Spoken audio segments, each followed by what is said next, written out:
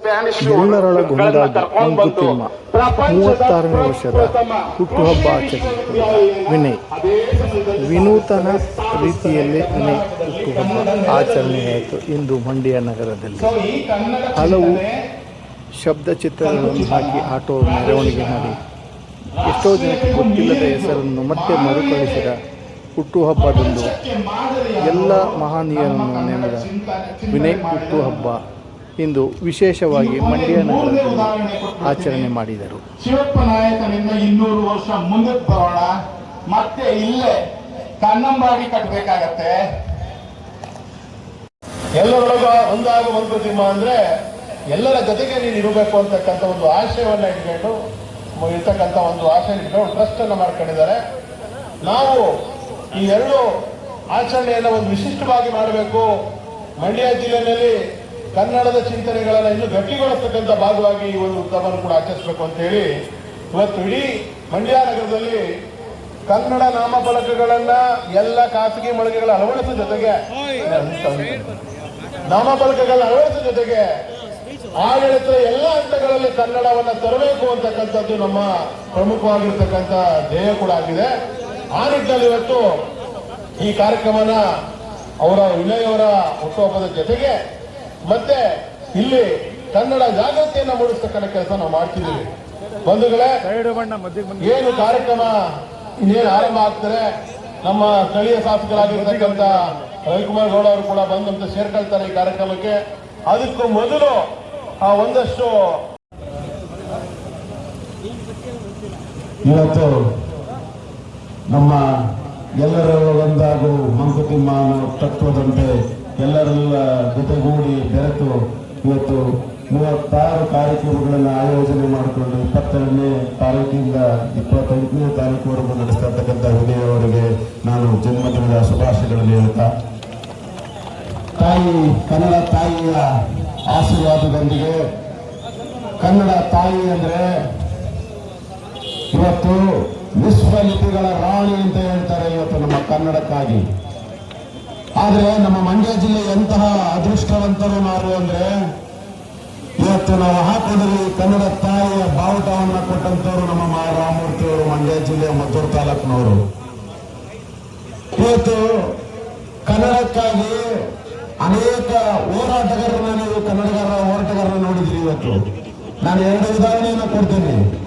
ಒಂದು, ನಾವು ಕನ್ನಡಿಗರು ನಮ್ಮ ಕರ್ನಾಟಕದಲ್ಲಿ ಇರ್ತಕ್ಕಂಥ KGF ಕಾಲಿಡಕ್ಕಾಗ್ತಾ ಇರಲಿಲ್ಲ.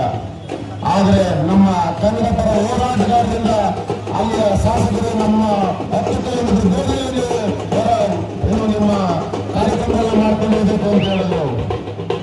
ಆದ್ರೆ ನಾವು ಇವತ್ತು ಈ ಹೋರಾಟದಲ್ಲಿ ಅವರು ಕರ್ನಾಟಕದ ಬೆಂಗಳೂರಿನಲ್ಲಿ ವಿಧಾನಸೌಧಕ್ಕೆ ಅವರು ಬರ್ಬೇಕಲ್ಲ, ಅವತ್ತು ಒಂದು ಅವರಿಗೆ ತಾಕೀತು ಮಾಡಿದಂತ ಹೋರಾಟಗಾರರು ಇವತ್ತು KGF ಒಳಗಡೆ ಕನ್ನಡ ಕಾರ್ಯಕ್ರಮಗಳು ನಡೀತಾ ಇದೆ. ಅದೇ ಬೆಳಗಾವಿಯಲ್ಲಿ ಕನ್ನಡಿಗರು ಯಾರು ಕಾರ್ಪೊರೇಟರ್ ಆಗಿರಲಿಲ್ಲ. ಆದ್ರೆ ಅಲ್ಲಿ ಅಷ್ಟೇ ಒತ್ತಡ ಮತ್ತೆ ಕಿರುಕುಳ ನಮ್ಮ ಕನ್ನಡಿಗರ ಮೇಲೆ ಆಗ್ತಾ ಇತ್ತು. ಇವತ್ತು ಕನ್ನಡ ಪರ ಹೋರಾಟಗಾರರಿಂದ ಇವತ್ತು ಅಲ್ಲೂ ಕೂಡ ನಮ್ಮ ಕನ್ನಡಿಗರು ಕಾರ್ಪೊರೇಟರ್ಗಳಿದ್ದಾರೆ.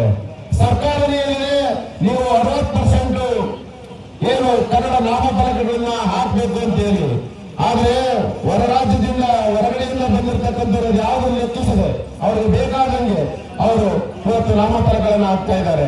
ಅದನ್ನ ಕಿತ್ತು ಹಾಕಕ್ಕೆ ಹೋದ್ರೆ ನಮ್ಮ ಮೇಲೆ ಮತದಂಡಗಳನ್ನ ಹೂಡ್ತಾರೆ. ಇವತ್ತು ಸರ್ಕಾರವೇ ಸುಗ್ರೀವಾಜ್ಞೆ ಮಾಡಿದೆ. ಆದ್ರೆ ನಾವು ಮಾಡಿದ್ದೇನು, ನಾವು ಕೇಳ್ತಾ ಇರೋದು ಕನ್ನಡ ನಾಮಫಲಕಗಳನ್ನ ಹಾಕಿ ಅಂತ ಹೇಳಿ. ಇವತ್ತು ಕವಿಗಳು ನೋಡ್ತೀರಾ, ಇವತ್ತು ಈ ವಚನ, ಈ ಸಾಹಿತ್ಯ, ಇದೆಲ್ಲ ಹೋಗ್ಕೋಬೇಕು ಅಂದ್ರೆ ಆ ಕವಿಗಳನ್ನ ನಡೀಬೇಕು. ಇವತ್ತು ನಮ್ಮ ಏನು ಮಳೆಯ ಮಾಚೆ ದೇವರವರು ಅವರು ಇನ್ನೊಂದು ವಚನ ಸಾಹಿತ್ಯ ಕೈಗೆ ಸಿಗ್ತಾ ಇರಲಿಲ್ಲ. 12ನೇ ಶತಮಾನದಲ್ಲಿ ಅವರು ಉಳಿಸ್ಕೊಟ್ಟಂತಹ ಇದು. ಅದೇ ರೀತಿ ಕನಕದಾಸರು ಕೀರ್ತನೆಗಳಲ್ಲಿ ಸಮಾಜದಲ್ಲಿ ಸುಧಾರಣೆ ಆಗ್ತಾ ಇರಲಿಲ್ಲ. ಈ ರೀತಿ ಕನ್ನಡದ ಅನೇಕ ಜನರನ್ನು ನೆನೆಸ್ಕೊಂತ ಹೋಗ್ಬೇಕು ನಾವು. ಇವತ್ತು ಕುವೆಂಪು ಅವರು ಕನ್ನಡಕ್ಕೆ ಕೈ ಎತ್ತು, ನಿನ್ನ ಕೈ ಕಲ್ಪ ಸಾಗುತ್ತೆ ಅಂತ ಹೇಳಿ ಇವತ್ತು ನಾನು ಹೇಳ್ತಾ ಇದ್ದೀನಿ.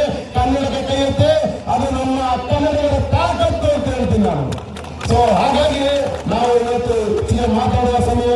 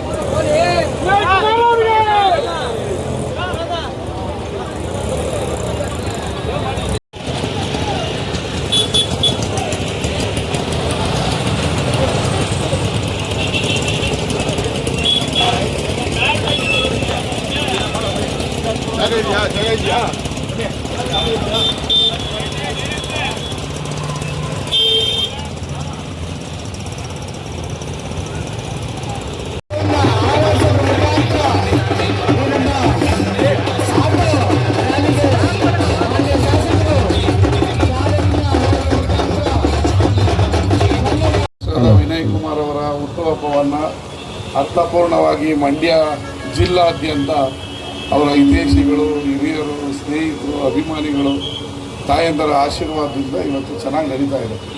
ಅದರ ಭಾಗವಾಗಿ ಮಂಡ್ಯದಲ್ಲಿ ಕನ್ನಡ ಆಟೋ ಜಾಥಾಗೆ ಒಂದು ಮಂಡ್ಯದಲ್ಲಿ ಇಡೀ ಊರೊಳಗಡೆ ಕನ್ನಡದ ಹೋರಾಟಗಾರರು, ಚಲನಚಿತ್ರ ನಟರು, ಬುದ್ಧಿಜೀವಿಗಳು, ಸಾಹಿತಿಗಳು, ಬುದ್ಧ ಚಿತ್ರನಟರ ಚಿತ್ರಗಳನ್ನು ಪ್ರದರ್ಶನ ಮಾಡಿ ಇಡೀ ಮಂಡ್ಯದಲ್ಲಿ ಕನ್ನಡಮಯವನ್ನು ಮಾಡಿದರೆ ಅವರಿಗೆ ತಾಯಿ ಚಾಮುಂಡೇಶ್ವರಿ ಸಕಲವನ್ನು ಕೊಟ್ಟು ಕಾಪಾಡಲಿ.